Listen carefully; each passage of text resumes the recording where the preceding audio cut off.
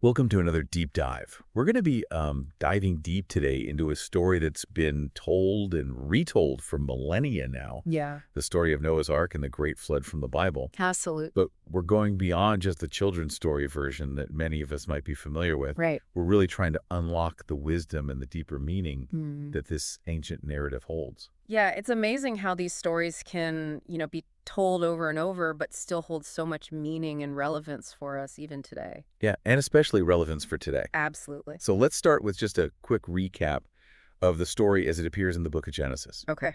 God sees the wickedness of humanity and decides to cleanse the earth with a massive flood. Mm-hmm. But there's one man, Noah, who is described as righteous and blameless, Right, and he finds favor in God's eyes. right. And so this is where the story takes that kind of dramatic turn. Yeah, God instructs Noah to build an ark, this massive vessel, to shelter his family and two of every kind of animal from this coming flood.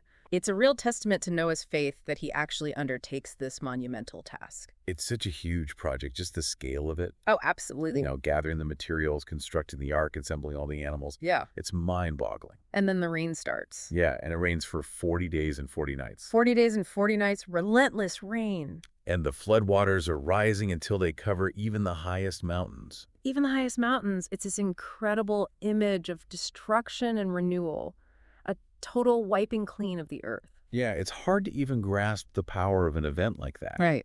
A global flood that reshaped the world. Reshape the landscape, the whole world. But even amidst all this devastation, there's a glimmer of hope. Yeah. The ark, a vessel of preservation, carrying within it the seeds of a new beginning. Or a new start, yeah. And they're in this ark for 150 days. 150 days.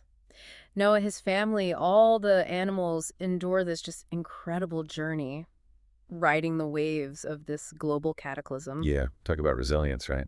Oh, yeah. A powerful image of resilience weathering life's storms, no matter how overwhelming they may seem. Yeah, no matter how big they get.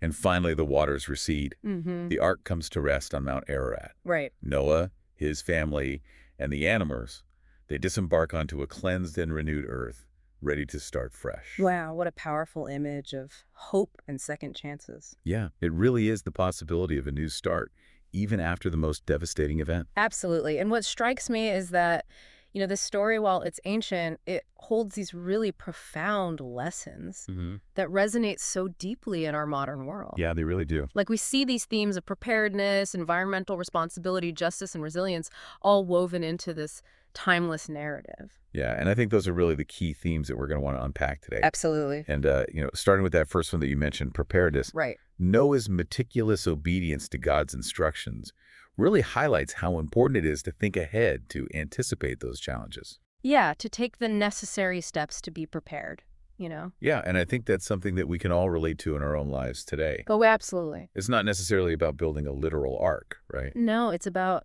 cultivating a mindset of preparedness. Right. Whether we're facing financial uncertainty or health challenges, or even those global crises like climate change, Yeah, you can't always control the storms that come your way, you can't stop them from coming. but you can control how prepared you are for them. Exactly. And this idea of preparedness goes beyond just our individual lives as well. I think it also speaks to our collective responsibility to protect our planet, to preserve it. Right.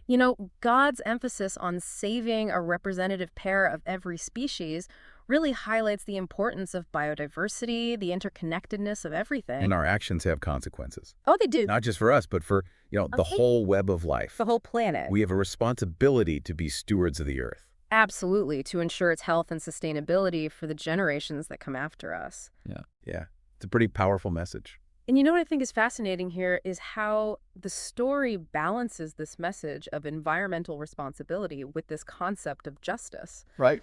Because the flood is a consequence of humanity's wrongdoing, but it's also an act of cleansing. Yeah, it's like resetting that moral compass. Exactly. It's a Yeah. powerful reminder that there are consequences for our actions, both individually and collectively. Yeah, but it's also a story about second chances.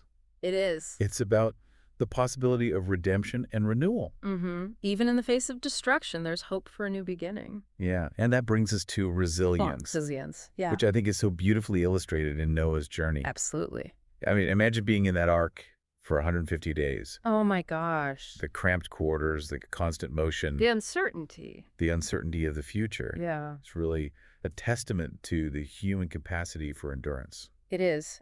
To facing adversity with courage and hope. Yeah, finding that strength to persevere even when it feels like everything around you is falling apart. Right? To ride the waves of uncertainty and emerge stronger on the other side. And emerge stronger on the other side. It wasn't just physical resilience, though. Right. I mean, their faith played a huge part in their ability to withstand this ordeal. Oh, yeah. They trusted in a higher purpose in God's plan, even when it seemed like everything around them was falling apart. It was that unwavering belief that helped them navigate the unknown. Absolutely, that sense of something bigger than themselves. And come out on the other side. And that's a lesson that I think, goes beyond time and circumstances. Totally. It's about finding that inner strength, that anchor in our own lives. Right, that helps us weather the storms, both the literal and the metaphorical ones. Oh, exactly. So how do we, living in a world that's so different from Noah's world, how do we apply these ancient lessons to our own lives? Yeah, that's the question, isn't it? What are our own personal arcs? Yeah. Are we prepared for the challenges that, are inevitably going to come our way? Mm-hmm. Are we taking responsibility for our impact on the planet? Are we trying to create a more just and compassionate world?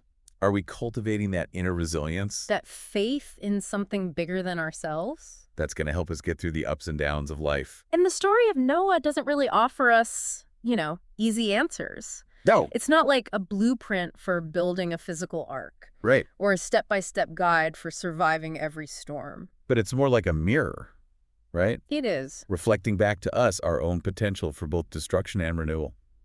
It challenges us to confront the choices that we make, the values that we hold, the impact that we have on the world around us. Yeah, and it reminds us that even when it feels like all hope is lost, there's always that possibility of a new beginning. There is always hope. So let's take this a step further. Okay.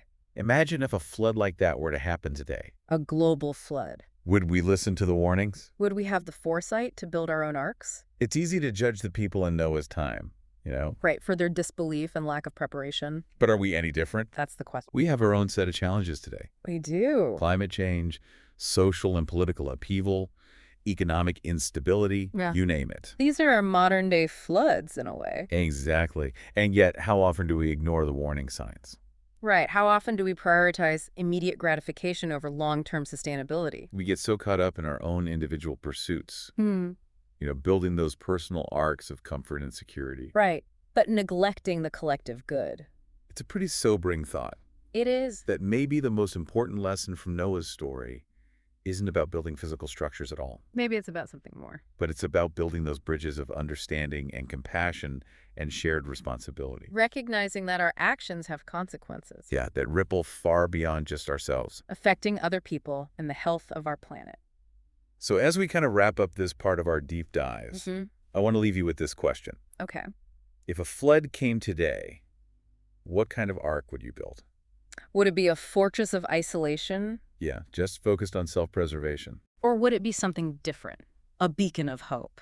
A testament to our collective capacity for love, resilience, and renewal. It's a powerful question. It is, and ultimately the choice is ours. Yeah. Yeah, it really comes down to choices, doesn't it? It does. The choices we make every single day, not just when we're facing, a crisis. Right, not just when the floodwaters are rising. Exactly. So do we choose to hoard resources and build walls and just focus on ourselves? Or do we share what we have? Do we build bridges? Do we consider the well-being of others? Do we exploit the planet, just for our own gain? Right, or do we become stewards? Do we think about future generations? Do we give in to fear and division and prejudice? Or do we choose compassion and understanding and recognize our shared humanity? I think the story of Noah really forces us to ask these tough questions. It does. It makes us think about the consequences of our actions. Yeah, and it reminds us that what we do has an impact A ripple effect, on others and on the world around us. both now and in the future. So as we wrap up this deep dive into the story of Noah's Ark, we really want to encourage you to think about these questions But reflect. and to consider, what kind of ark are you building? Yeah. What does your ark look like? Remember those lessons of preparedness, environmental responsibility, justice, resilience? And remember that strength of the human spirit. Yeah, our capacity for love and renewal and hope. Even in the face of huge challenges. Thanks for joining us on this deep dive